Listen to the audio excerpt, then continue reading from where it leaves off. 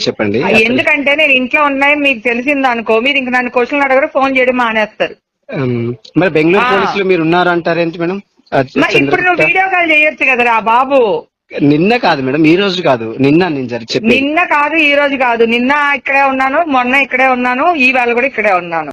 ఆగ చూసిర్రా, video call చేసి చూసుకోరా నాయనా అన్నట్టు మాట్లాడింది. అయితే ఏమక్క ముచ్చట గిట్లుంటే బెంగళూరు పోలీసు వాళ్ళ ముచ్చట ఇంకో తీరుగున్నది.